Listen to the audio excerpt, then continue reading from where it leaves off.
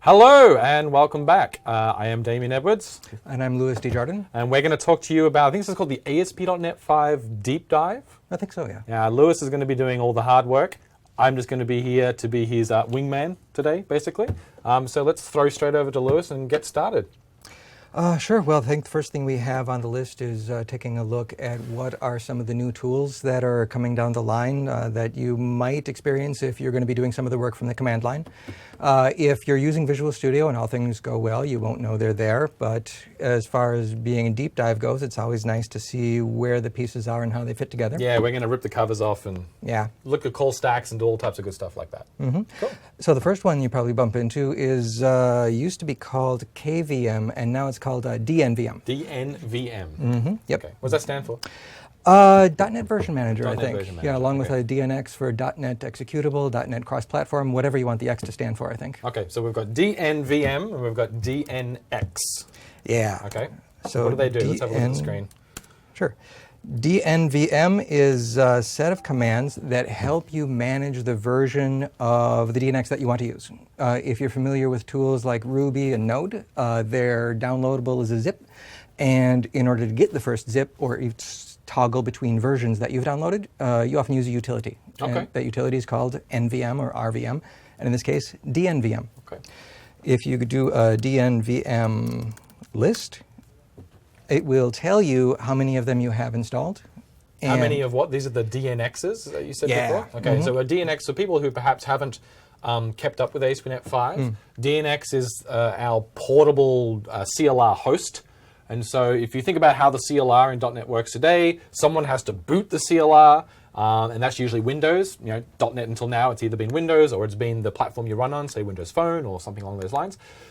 Because ASP.NET 5 is cross-platform and we support .NET Core, which I believe was talked about today as well, we have this new environment called DNX, which is responsible for booting up the CLR, whether you're on Mac or on Windows or on Linux. And that might be the full CLR, like the one that ships in Windows, or it might be the new .NET Core CLR. And in fact, right now we also have mono support. And it could be something else. So that's actually some native code as well as some managed loading stuff. And that you can have multiples of them side by side on your machine because it's not pinned to the operating system anymore. So DNVM lets you manage those various hosts that you can then, have them side by side. You can put a new one on, doesn't break any apps that were using the old one. We get that nice portability. That's one of the great features of ASP.NET 5. Mm-hmm. Cool. And if you ever want to see where they are, they install into your user profile under runtimes, and it's not very high tech or magical. There's just a directory for each one. There's the full framework x86 version, and inside the bin directory, there you can see is the DNX-EXE. Cool. If we say DNVM use, I've created an alias for demo. So it's just added that directory to the current command line path. Okay. So when I say DNX, this is the entry point for doing sort of like a hosted execution of whatever you want to run. Right. This is like .NET run type of thing. It's like I want to run this .NET app now, so run DNX, do something. Yep. Yeah.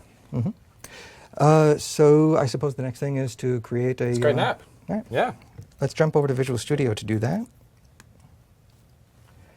And this is the 2015 CTP with some of the tooling that's going to be coming out soon. Now, I think we probably have, on this machine, do we have some slightly newer tooling than people might have on their machines if they've been using the public bits? It might be. Okay, so some things might look a little different to what people following along at home have seen, but we're using daily builds, so we might have some things that are a bit different, but rest assured, it might change again before you get it, but these are the bits that we're using today. So don't worry if it doesn't look exactly like the CTP6 that you're using at home. Yeah, all of this is coming out as a point-in-time kind of thing. So we'll make a web application, and we will demo for the conference. And you'll see a couple of new preview templates are coming out for ASP.NET 5, and we're going to start with the empty one that has virtually nothing in it. So questions come in now, where do we get or install DNVM itself? So DNVM obviously lets you install DNXs, but where do I get the thing to install DNXs? That's up on GitHub right now. Yeah, and we can jump over to GitHub, ASP.NET Home. As a landing page, the bottom of it will have a README that's updated with the steps for getting started and how you boot your DNVM. Cool. So you copy this into the command line, and you are up and running. Yep. it might be worth just briefly taking a look at DNVM itself. It is a CMD and a PS1 file. Oh, okay. And if I'm not on Windows, obviously it'll be something else like an SH file. A bash, you know, bash those file. kind of things, Okay. yeah. So it itself is not really heavy in terms of, you know, what you need to get started. Right. If you really wanted to, you could download those 2 text files and you'd be up and running. That's what I do. I literally just grab them from source. I go onto there's actually a GitHub/ASP.NET/DNVM. There's a repo for it. And I go into the source folder, I just download the PS1 file and I paste it in. Now I do think a version is installed with Visual Studio. It actually shows up in add remove programs. It may not have been in C2B6, but it certainly is in the daily bits at the moment. But we're still refining that experience. So we don't have the concrete way of how we're going to get DNVM installed with VS right now. Most likely it'll be something that's installed. It'll appear in add remove programs if you install Visual Studio, but you'll always be able to go and just get a different version or indeed the latest version straight from GitHub using the install script or just by copying it manually. So. Yeah, I was trying to strike that balance between convenience in Visual Studio, Right. and if you're not using that, how do you on-road? Mm-hmm.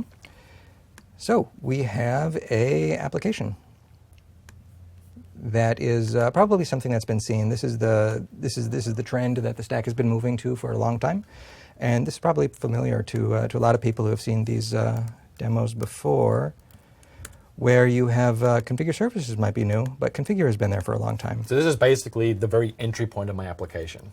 Yeah. In a lot of ways, right? So if I was doing a console app, I might be used to seeing like a static void main. In a web app, in ASP.NET 5, you're going to see this startup class with a configure method. Okay. Yep, this is the main of your web app. So what we're doing right now is we're just adding an inline middleware so that whenever time a request comes in, it's going to fly through this pipeline. So we're putting one thing in the pipeline that is going to set a content type. And so, and for those people who may not have heard the term middleware before, it's really not complicated. It's just code that runs when a request comes in. And you can stack middleware together or wrap them around each other to build your request pipeline. They're called middleware because they generally run in between the web server and the final destination of that request, but they're nothing more complicated than code that runs when a request comes in and does stuff. Yep. Yeah, decorator pattern on a function call. Right. Yep, series of functions called in a row. And this is kind of the least you need in order for the server to say hello to you. Okay. We can F5 that. All right, so there's the very, very simple hello world. Cool. Let me just answer a couple of questions while we've got the context. Yes, CTP does stand for Community Tech Preview, a question from Ross. From Greg, are runtimes assignable per project in VS? They are. We can show that right now, actually. So because obviously you can have multiple versions of this DNX installed, how does VS know which one to use? So let's have a look at that right now. Sure. We can right-click the project. This is one way you can control it. And in the application, you can say use a specific DNX version, and you can choose from the ones that you have installed. If you go into the debug tab, you can create multiple profiles that you want to debug on. Okay. So one of them is IIS because this is a web app. And in here, you can also choose the DNX you want to. So you have those 2 points where you can control it. Either, default for the project. Okay. Or create multiple configurations so you can test different versions of the DNX without having to do something significant. And just the subtle difference between those two, for people who may not have immediately picked up on it, the one in the first tab is the one your application stating that it needs at least this version of the DNX to run because perhaps it's taken a dependency on some behavior. Yeah. Whereas the other one under the debug tab is to do with what happens when I hit F5 in Visual Studio. Like it's the launch semantic. So do I want to launch with this one or do I want to launch with that one? Yeah. And that gets stored in a file, I believe, in your solution. Yeah, and that's a pretty good point. I think this is the one that drives what you compile with. Right. And the other one is what you debug. And then I think the other place it ends up is in the global JSON file, which is also new, correct? Yep. So the global JSON is something that's in the solution, and it's a hint to the various DNX tools to say, for example, where to find projects. These 2 directories in here can contain projects. Right. And what SDK version to use, kind of, across the board when it's... An SDK version here is DNX version. It's the same thing, right? Yeah. Okay. So the last question is, was there a way to use the DNX tools with Sublime in Windows because I cannot run Xproj anymore? Yes, there is. So if you look at the OmniSharp project is a community open source effort to ensure that we have great .NET tools across all editors and across all platforms, whether it's Emacs or Vim or Sublime or Atom or Brackets or whatever it might be, on Mac, Linux, and Windows. It uses DNX behind the covers using something called the design time host, which is kind of a version of the DNX, or is DNX running in a special mode to support editing, to support this concept of I'm currently editing right now, I want to issue some commands. If I type in something and hit dot, I want to get statement completion. The DNX can provide that for you via design time host services. So check out the OmniSharp project, and you'll find that we have tooling as part of that project for Sublime today. Mm-hmm. Yeah, and you don't need the Xproj for those scenarios. No, exactly. The Xproj is still just a Visual Studio-ism, and it's only needed for VS. Someone's asking, just to be clear, so K has become, yes, so K, Project K was the code name for ASP.NET 5, and then we had this thing called KRE, which was the K runtime environment, where K stood for nothing, except the fact it was called Project K. That all got renamed a couple of weeks ago. So now we have DNX is the rename of KRE, so DNX is everything we've just talked about, and DNVM was previously KVM, which I think you mentioned at the beginning of the talk. So yes. Someone's asking what's DNX. That's everything we've just talked about. DNX stands for .NET Execute or .NET Cross-Platform, whatever it is in the context of when you're using it. Mm-hmm. Yeah, and it is the thing that's being used to run this application right now. Well, actually, right now it's running inside of IIS. Ah, yes. It's running inside of IIS Express because IIS Express has been taught how to create an app domain that's using the sort of DNX runtime. Okay, can we look at a call stack? Maybe put a breakpoint in here now and see what's underneath us by the time our code runs. Sure. So we have a breakpoint per request. That breakpoint will be hit. And there is the call stack. Okay, so I always find this useful for when exploring new sort of technologies in .NET. Where this is the very entry point of my app, right? This is the first thing that's kind of running when the request comes in. So at this point, you can see in the frames underneath you everything that kind of makes up the layer, all the various layers of how the DNX takes the request and gets it all the way through the pipeline to you. And so we can see down here at the bottom of the stack, I imagine there's something to do with IIS because you mentioned we're running on IIS Express. And indeed, there's the ASP.NET Loader .IIS. So that's the component that we ship that runs inside of IIS Express that knows how to boot the DNX to run the application on top of that. And if we were to run this on something that isn't IIS Express, I would expect to see something different at the bottom of our stack. Oh yeah, completely different stack frame. Okay. Also because its design goal is to be cross-platform. You don't have IIS in platforms, so you have to have a self-hosted sort of story to get your web application to start up and listen on a port. Right, so people may have heard that one of the big things in ASP.NET 5 again is this portability concept. I can write an app and it can be portable across platforms, across OSs, across web servers, and so we can probably demonstrate that right now. Do we want to add a different server? Sure, absolutely. Okay. So the empty project had this alone, IIS. We can add Web Listener, which is the name of a self-hosted web stack. Yeah, we'll see it. Okay. And in order to run it, we add it as a command as well. So in the command, we will add a new command named web, point it at Microsoft ASP.NET Hosting, tell it what server to run.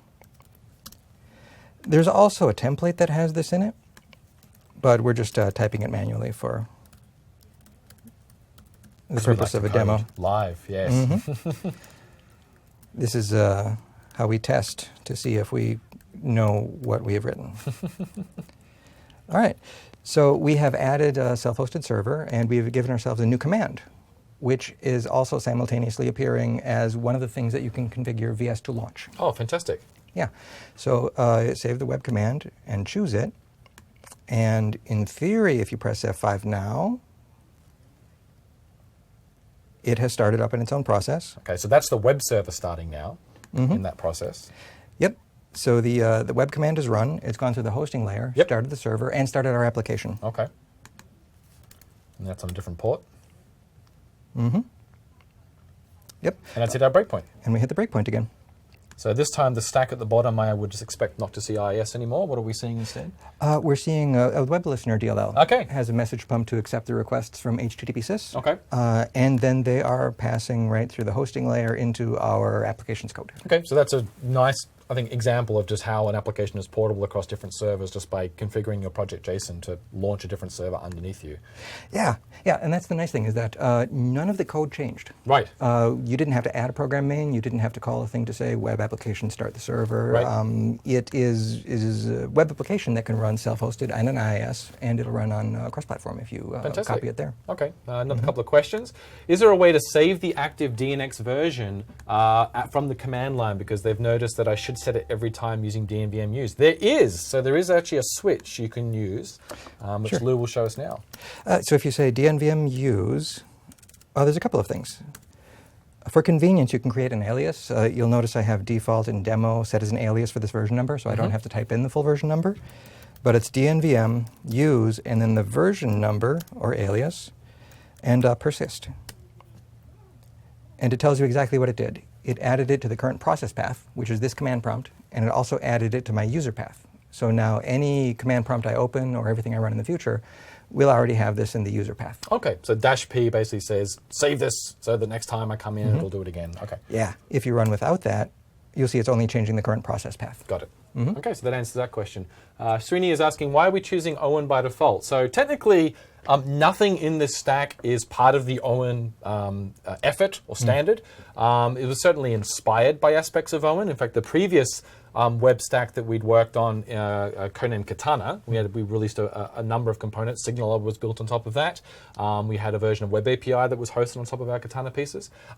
That was an effort to more closely align with the Owen effort.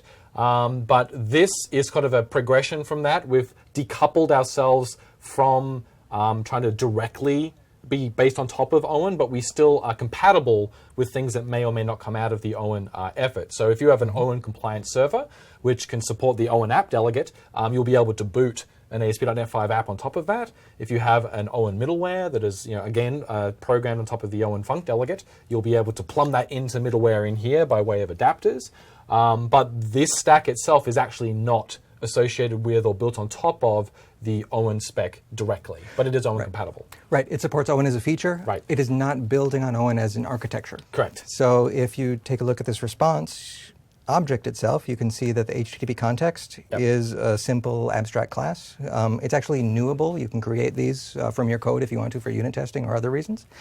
But it's coming from Microsoft ASP.NET HTTP DLL. Right. So this is the HTTP context request and response for this new set of libraries. Right.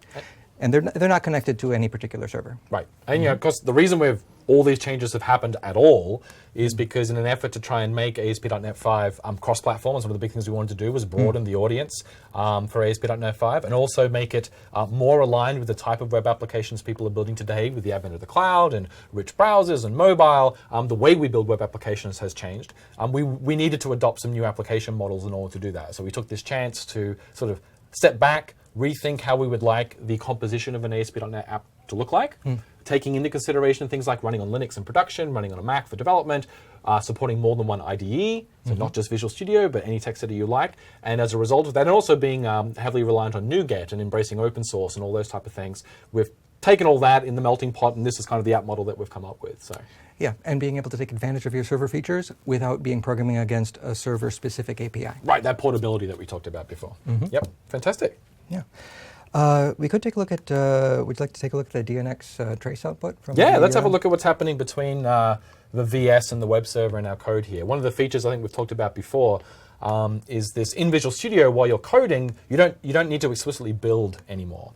One of the things we tried to do with DNX and ASP.NET 5 is have this symmetry between compilation that happens on the server, which has always been a part of ASP.NET. There's always some type of compilation that happens on the server, your .aspx files, your .cshtml files, or if you had an app code folder. And then there was compilation that happened ahead of time. In Visual Studio, you would get a DLL, or perhaps your build server was outputting a DLL.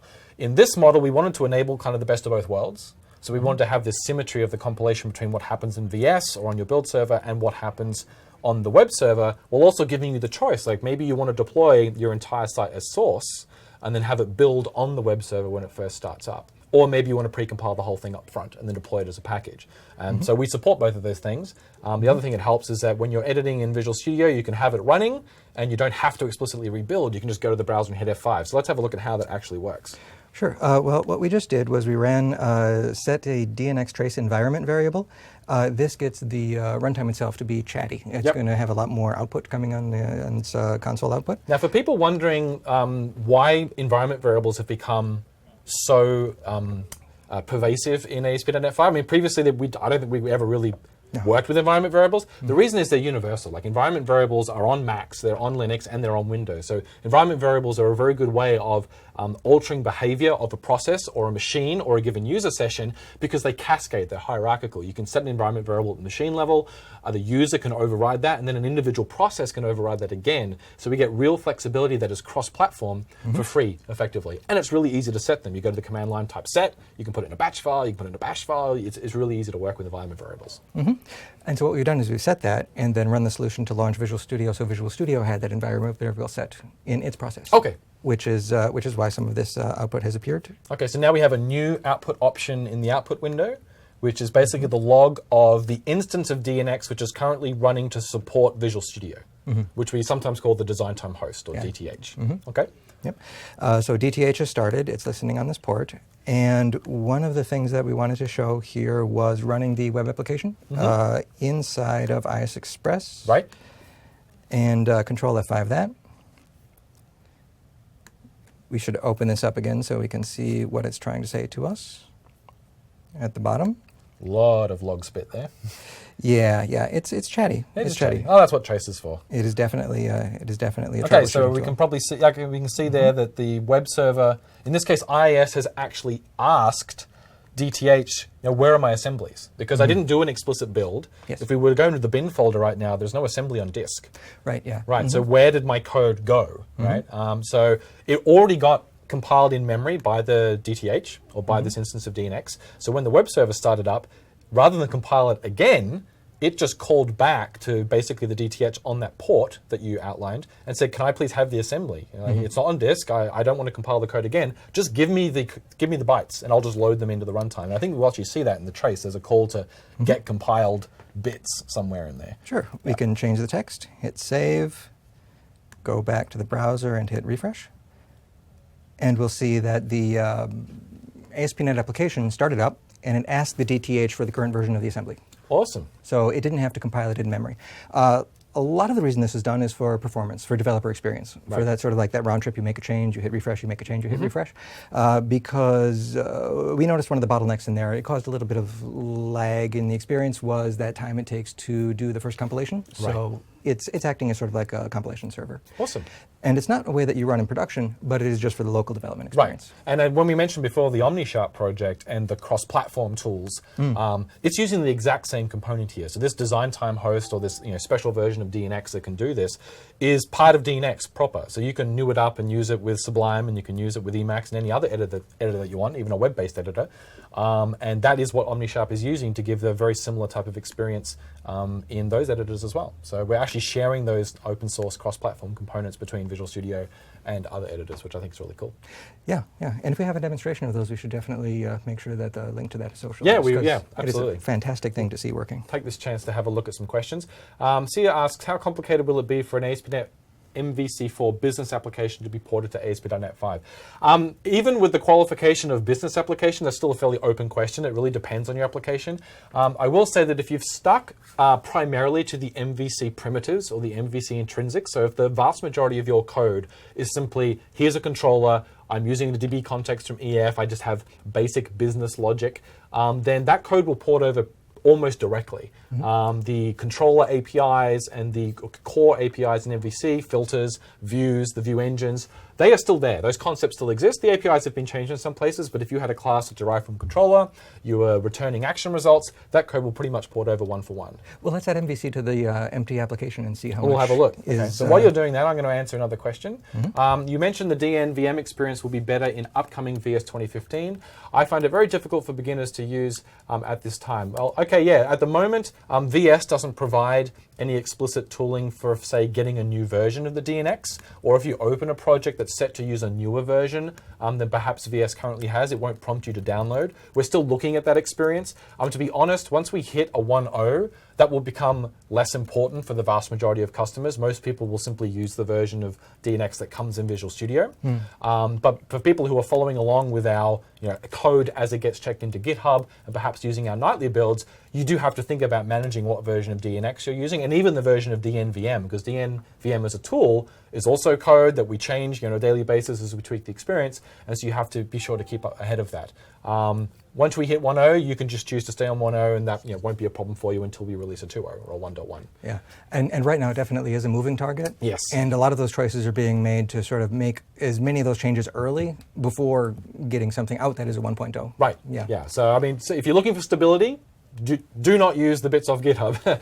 If you want to get in there and have some fun, by all means use the bits off GitHub. But if you want stability, just use the bits that ship with Visual Studio and stay with those bits for now. So what we've done so far to add MVC into this empty application is added a dependency to MVC.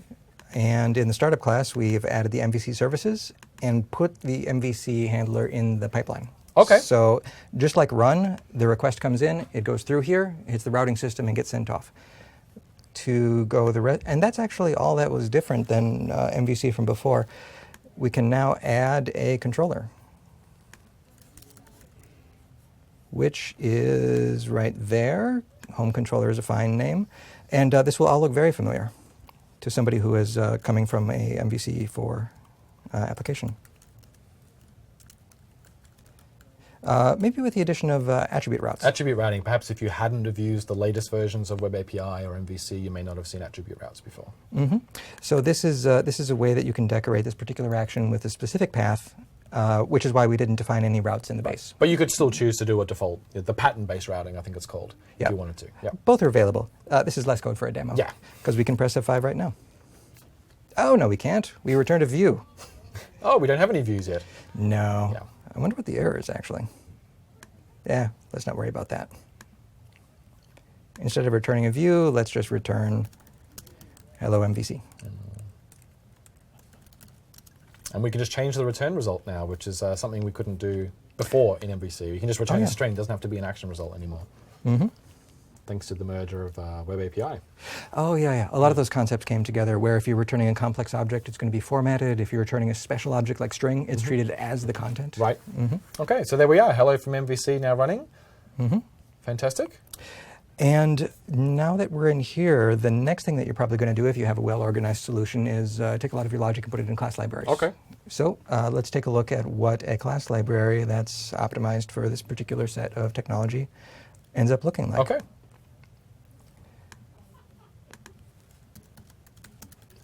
We can call that my library. So we chose a new project template there, I saw. That was I think it's called ASP.NET 5 class library, which is a horrendous name. We will change that before the next release of Visual Studio, but right now we have this new class library project template called that horrible name, which is using the same DNX build system underneath the covers and the same project system as the other project we have here, and we're going to look at some of the features of that right now. And the thing that we need from it to begin with is a class. Oh, I didn't copy over enough content.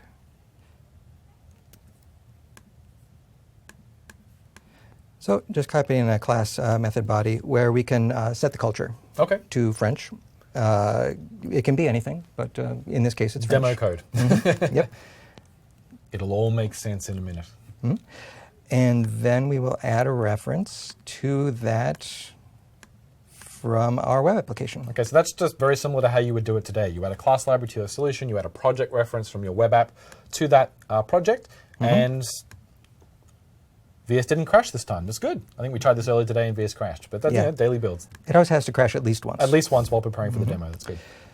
So this now has a reference to my library, and in the home controller, we can use this class. One way we could use it is to is with a straight new statement. New that object, call a method. The MVC framework itself now is using dependency injection on constructors of its internal services. So it's how all of its parts come together. And that capability is now exposed Okay, so we basically have DI throughout all of ASP.NET now. Okay.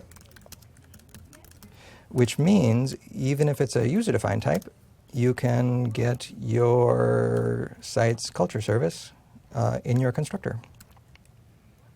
And control dot will help me put a using statement in my file.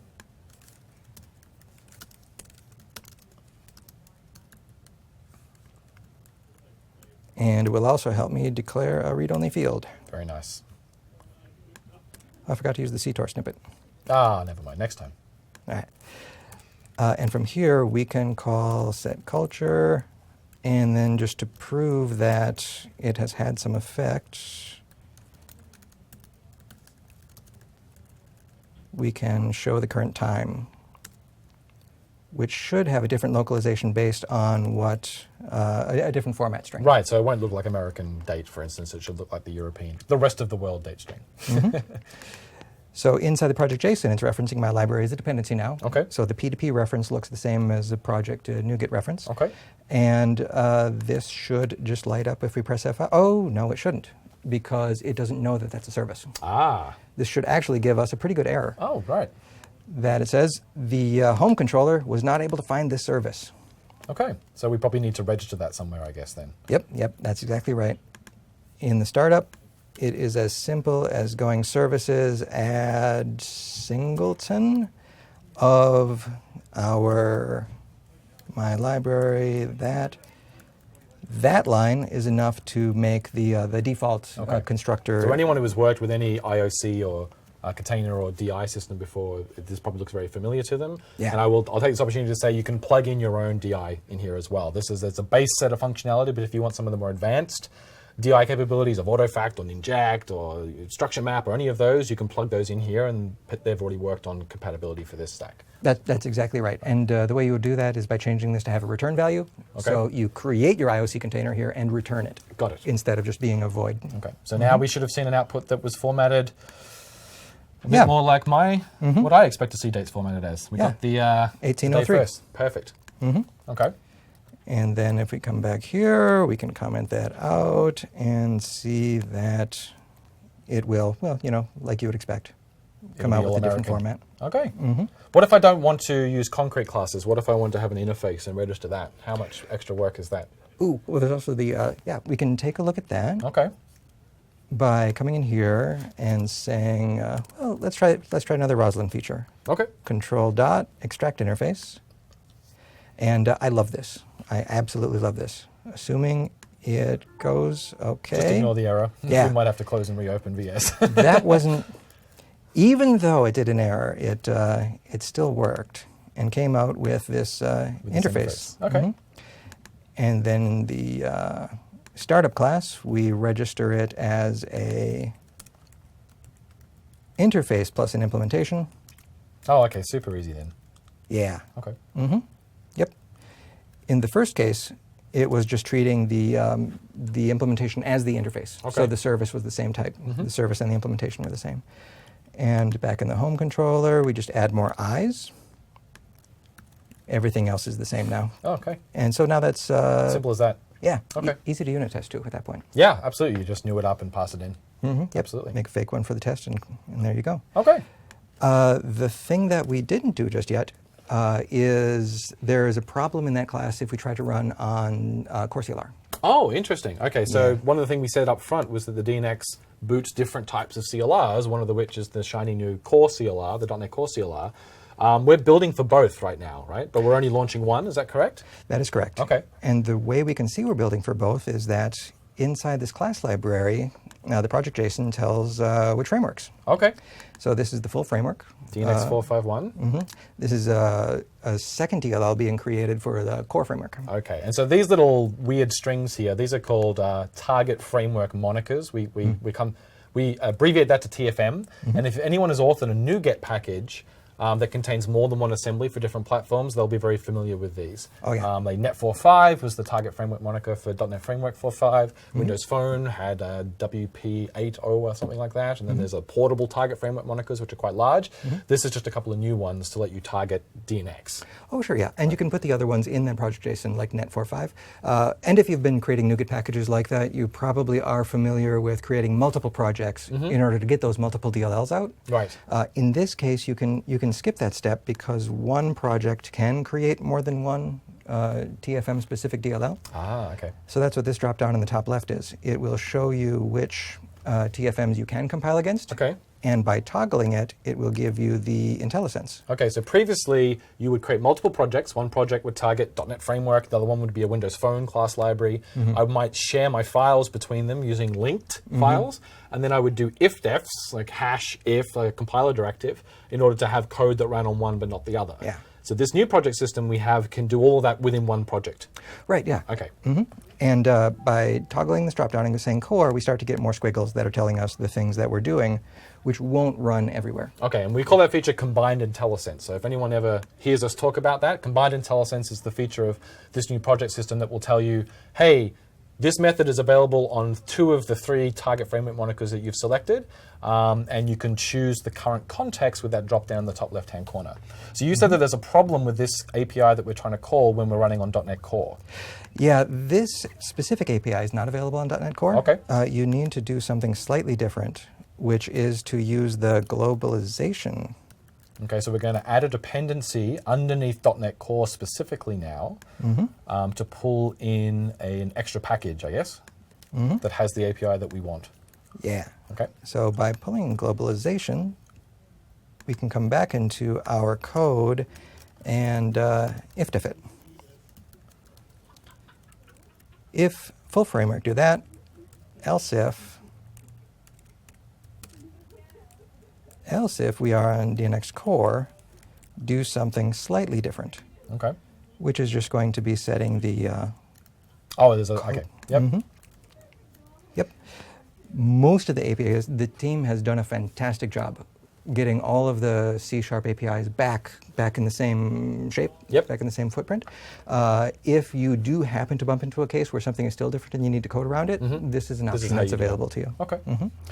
So these if-defs are added automatically. You can switch on both of them, and then you can provide yourself a little safety. If you hit a third DLL that you haven't taken into account, it'll give you a compile time error. And of course, just to be clear, you don't have to write code that runs on multiple frameworks. You can use this project system and the Asp Net 5 project to just write code that runs on .NET Framework. And that's perfectly fine. You don't have to target .NET Core. But if you want to get the benefits that are part of ASP.NET 5 and .NET Core, like the cross-platform, like being able to install side-by-side versions of .NET Core, side-by-side versions of DNX, then you do have to run on .NET Core. Those facilities are unique to the .NET Core platform. So yeah. And it can also give you sort of like a migration story. Like if you have a code base that you're shifting over a bit at a time, you can get parts to work at a time, and then with the goal of eventually being fully core. Got it. So now we run on DNX and on Core. And we could take a look at what... can we prove it? Can we run our app on .NET Core now? We certainly can. We certainly can. Coming here, we would do that from IS Express by using this dropdown. Ah, okay. The tooling allows you to override whatever sort of profile it would have run with. This means it's defined by the project. Yep. This means it's just going to run core. For this Control F5 instance until I change it again, basically. Yeah, exactly. Okay. And we can misspell this just so that core isn't taken into account and see what happens when we run. Oh, this was the... This was the crash we saw earlier, so we just need to cycle VS. The crash finally caught up with us. Yep. It stumbled along bravely until that point. But the startup is getting quicker and quicker. Yeah, it is actually. And there we go, we're back already. Oh no! Oh, we did not dnvm install the Core CLR. Oh, okay. So we're actually missing... Yeah. We're actually missing the runtime. Yeah, so if we had actually read the text... Instead of just assuming we knew what had happened. Yeah, if we read the text in the error message, it would tell us what to do. Okay, so this is good. We can go back and see how to use dnvm to install an alternate CLR for the same version of the DNX that we have. Yeah, so we have we're demoing on this version, but we only have the 32-bit full CLR. Okay. So we'll dnvm install demo alias, but the runtime is going to be the core CLR. Nice. So it's getting that from MyGit right now. This is the vnext feed, the It's basically our CI servers output. Yep. Yep, the CI's nightly builds. Okay. It's telling us how many bytes we have. We're about 50% of the way there. How about we answer some questions while we wait for that to go? Good idea. Okay, so Shukant asks, what are the differences between ASP.NET Console Hello World versus command line Hello World? ASP.NET Console program runs using DNX and wondering if there's anything else. That is really the big change. So the ASP.NET 5 console app, which will change, that project template will change names. It's a terrible name right now. That runs on top of DNX, okay? So you get all the facilities of DNX, it's cross-platform, but it's cross-platform by running on top of that DNX loader that we've been showing you all the goodness of today. A normal sort of Windows desktop console app, that project template actually shows up under a node called Windows Desktop in Visual Studio. It relies on the operating system to boot .NET for you. So it produces an exe that's named after your project, and when you run that, it indicates to the operating system, I'm a managed executable, I need you to go and boot the CLR on my behalf now, and it'll only use the one that's in Windows. So the new one will allow you to switch them out via DNX. The existing one obviously does it the way it always has via Windows. The next question is from Christian asking, now that ASP.NET can run outside of IIS using any self-hosted web server, they're thinking about deploying to a production environment with their own servers. One, do they still want to use IIS? Two, what is the benefit of continuing to use a web server like IIS? And three, for other operating systems, would there be a way to install my ASP.NET into Apache or some other type of robust infrastructure? So there are lots of reasons why you would still want to use IIS. A lot of people obviously are invested in IIS. It has a lot of great management features. It has a lot of very fast and secure default features for doing things like serving static files, supports Windows authentication, supports digest authentication, server certificates, client certificates. It has a very rich ecosystem and feature set which aren't to do with actually running the code. It's everything sort of around running the code and like starting the process, restarting the process if the app crashes, monitoring the process, doing all those type of things for you. So IIS is still a fantastic web server, which is why it's still our default. But if you're not on Windows, you won't be able to use IIS. So what are the options there? The options outside of Windows, we have a experimental one that we're working on right now called Katana, which is Kestrel. Katana's the old thing. We have too many Ks. Kestrel, which is a managed web server that runs on top of a sockets implementation that works on the OS that you're on. So I think the one we have right now is based on libuv or libuv, which is the same evented I/O or socket API that Node.js uses, and it's cross-platform. And that's one of the things we're looking at doing right now. I imagine as time progresses and we start looking closer at production workloads on things like Linux, we'll start having more firm guidance on what things people can do. I think right now we would still expect someone to put another server in front of this server, perhaps like Nginx, which a lot of people running Node do. Oh yeah, definitely. And even with IIS, most large sites will run multiple tiers of IIS, maybe to run IIS ARR, application request routing, on one tier, and then run their IIS application tier behind that, so they can do things like load balancing and those type of cool things as well. So, when does ASP.NET decide whether to use core or full framework? ASP.NET does not decide that. You decide that as the application author. So whether when you bundle your application into a deployable unit so that you can copy it to another machine, you can choose to bundle the framework with it, assuming you chose Core CLR, because you can't bundle the full .NET framework, it comes with Windows. Or when you launch from Visual Studio or from the command line, you can choose using DNVM which DNX you're going to run, and the DNX is always tied to one CLR. The DNX you're currently using will either be on full CLR or Core CLR, or mono if you're using the mono one that we have right now on Mac or Linux. So it's really who's launching the app that gets to choose, not the app itself, except that obviously if you're trying to launch it on .NET Core, the app has to have been written to support .NET Core because it's a different platform. Is there a possibility to see event programming model like what we have seen in web forms before in ASP.NET 5? So they're talking about the component-based sort of UI composition model that we have in web forms, where you have a opaque component that has events, and all those events run within the lifecycle of a single request. And perhaps even with postbacks across multiple requests, we get events. Not at the moment. We don't have any plans to bring that type of large or fat page model sort of to ASP.NET 5. We do have some new features in Razor, some that are very near and dear to my heart, like tag helpers, that do bring along some of the features of componentized web development, though, like reusable components that can be easily brought together in HTML. But it's actually a lot more flexible than what we had in web forms in a lot of ways. So I would encourage people to check out tag helpers. And part of this entire effort was to sort of decouple some of the layers that were not able to be decoupled before.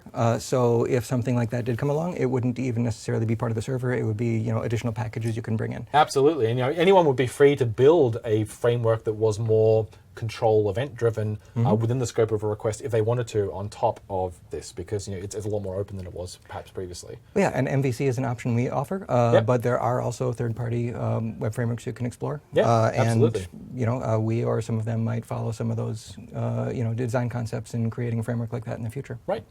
Someone notices that there's no controllers folder in our demo. Convention over configuration is gone in ASP.NET 5. No, it's just that some of the conventions were tweaked slightly. So I think in MVC 6, we'll find anything in the project now, I believe, that's referenced. Any class that is in an assembly that we know to reference MVC, that's kind of the by default, that's where we'll look, that has a class that either derives from the base controller class, or I think if the class is a POCO, and it has the word controller as the end of the class name, then we'll also treat it as a controller. Obviously, you can change that.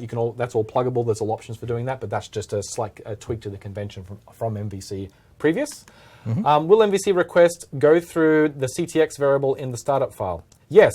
So they're referring to the middleware that you wrote in there, depending on how you order the middleware in your configure method, because the order matters in that method. You are composing your HTTP pipeline when you call those various methods. Because MVC is running before the app.run, the MVC requests all go through use MVC, obviously, but they don't ever get to app.run. If Lewis is now typing some inline middleware that does pass through, so rather than run, which is sort of terminates and then executes, use has the option of running some code and then handing off the request to the next thing in the pipeline. In this case, that'll be MVC. All requests will go through this middleware before they hit MVC, and then whether MVC handles them or not, if it doesn't, then they'll obviously get caught by that last one in there. Oh, that's just saying I don't have an await statement in there. I think this might be enough to switch to the command line version. And watch it explode. Yeah. Okay, that's fine. Yeah, live demos. Live demos. Someone's asking, Chris is asking, will ASP.NET 5 views be able to be optionally compiled into an assembly without the use of external tools? We will support pre-compilation within the scope of an app. We don't currently have support for taking views and putting them in their own package. That's something you could probably hack together yourself, and we just haven't really got to that point in the feature set of MVC yet. So far, we're focused on obviously views in your own application, which are compiled at runtime, and also views that are pre-compiled as part of your application, so that once they get to the server, they don't need to be compiled again. But beyond that, we'll certainly look at other things like, for instance, how you share views across applications. Srini asks, why NuGet packages are moved to JSON format file? Is there any specific reason? Essentially, before, NuGet was tacked on to the existing world of .NET. .NET existed for 10 years, and then we added NuGet. So NuGet was bolted onto the side with its own configuration and had to work, frankly, through a series of hacks to get it to work with the existing build systems. We are doing work behind the scenes to make the existing build systems and NuGet work better together. But for ASP.NET 5, because we're looking at this new cross-platform stack that we have a chance to build from the ground up in a lot of ways, NuGet is a primary concern. NuGet is the building block of these applications. And so we just have a single file, project.json, that determines the dependencies of your app. Some of those dependencies might be in NuGet packages, some of them might be project references, some of them might be in the GAC if you're using the .NET framework, and some of them might be from other places. One of the other advantages in doing that is we enable other features, like for example, if you want to use a NuGet package that's of an open source component, but then you want to be able to pull down that source and hack on that source in your project or next to your project without having to change that dependency, that's really seamless to do now with this system. Because the dependency doesn't change, whether it's a NuGet package or a project folder next to yours that has code in it, all you have to do is put that code in the right location next to your project, and it will suddenly appear. Or you can edit your global JSON file and say, hey, when you're resolving these dependencies, go look at this location on my disk, And if you find something that looks like this dependency, load that instead of going out to NuGet. So it actually enables a lot of new scenarios. So popping back to one of the earlier questions about the order of the middleware. Yep. There was a typo in the other project. Okay. But this right now, as a middleware, is writing out a message on the console. Yep. And we can see that right there. And whenever we press refresh, you can see it's going through the middleware and being served by MVC. I tell a lie, it's not being served by MVC because we did not call next. So as I think I said previously, the middleware has the option of calling the next thing in the pipeline, but it doesn't have to if it doesn't want to. It can handle the request or it can pass it on down the line. Right. Now that it's going to be passing it on down the line, we can come back and see that, yes, we are getting the response from MVC, but the middleware had full control for a brief moment. Okay. So it's acting kind of like a filter. And we can also see that favicO is being called, which is additional because that's what the information. browsers do, yeah. So if in ASP.NET 5 previously, in ASP.NET previously, you would have been familiar in the concept of handlers and modules. And handlers were endpoints for requests, and modules were things that took part in requests before the handler was executed. But the pipeline for modules was predefined. You couldn't kind of invent your own stages in that pipeline. You had to work with one of the 10, 15, or 20 events that we gave you. In this model, the pipeline isn't defined. You define the pipeline by adding middleware in that configure method. And so by default, nothing happens. Like quite literally, nothing happens. We call configure. If nothing's in the pipeline, all requests 404. Or the server will hand them because the server hands it off to the app does nothing, and the server goes, well, I better show something. Which is another nice thing about the new MVC is that if it doesn't have a route to handle the request, it will fly through to the next thing in line. So if we just throw in a random address here, hello, we'll see that it's saying hello conf. And that happened because it went through here, through MVC, because there was no route matching it, and it ended up running this last bit of code that we put in there. That's what we mean when we talk about better composition. There's a new composition model for ASP.NET. We only have 3 or 4 lines of code in here, and but we have 3 distinct sort of points along the request where code is running, and we got to define that purely by writing C#. No configuration, no classes I had to derive from necessarily. It's all just code that writes in your app, which is kind of cool. Rapal asks, will app.useMVC and app.run both get executed for each request? I think we just showed that, which is good. So app.useMVC itself doesn't run every request. That builds the pipeline. That adds a bunch of delegates into a pipeline, which will then run every single time. So if we go back to the code for a second, the app.use run once. Like the actual call to app.use, that line runs once, and it adds that delegate to the pipeline. That delegate will run on every single request. Right. The configure method is called once. Right. Yeah. Okay. So the question is, ASP.NET 5 runs on .NET 4.5 also? It does. .NET 4.5.1 is currently the minimum version. I think by the time we get to a 1.0, that will likely change to .NET 4.5.2 being a minimum version. We'll see. We're still working those things out. Obviously, it'll run on .NET 4.6 as well, which is the new full version of .NET, and Core 5, which is what we're working on right now. Is this faster to develop debug than under IS Express? I guess they mean doing the command line like kweb or DNX web versus, they're kind of the same. Yeah, I don't think that's why you choose between the two. You'd probably use the kweb if you were planning on shipping to your own server or shipping cross-platform and you were not going to be using IS. That's probably why you would choose to do that. So it's more similar to how your app is going to run in production. Right, absolutely. Or perhaps you want to use some of the features that we talked about before that IS does for you, like strong SSL termination and all those type of things. Or if you like to debug your web application with console write line. Yeah, absolutely, which is kind of nice. Wow, sometimes. Once this is shipped, should we expect same experience we have today when using VS? By that I mean, will we have to do command line to get things done, or can we just file a new project and walk through option screens? You can just live in VS and never touch the command line. This is a deep dive talk, so we've done a lot of stuff with the command line to show how the aspects that VS calls into behind the scenes work, and that because we are cross-platform now, we can't just rely on VS to do any type of heavy lifting for us. VS is simply a developer tool in this world. It is not required to do compilation, it's not required to do any type of configuration. That can all be done from the command line, which is what we've shown. But if you live in VS exclusively and you're only going to be deploying to Windows, then I would say you never have to leave VS when working with ASP.NET 5. You'll be able to stay in there just like you do today. Yeah, both of those experiences perfectly valid. It depends on how you want to work. Yep, absolutely.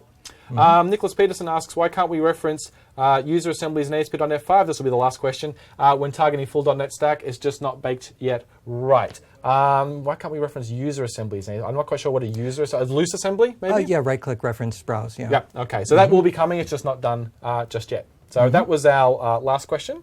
I think it's time to close. I've had a great time looking at ASP.NET 5 deep dive. If anyone has any further questions, they can hit us up on Twitter, they can hit the Jabber Rooms, or go to the GitHub repositories, github.com/ASP.NET, and give us feedback there.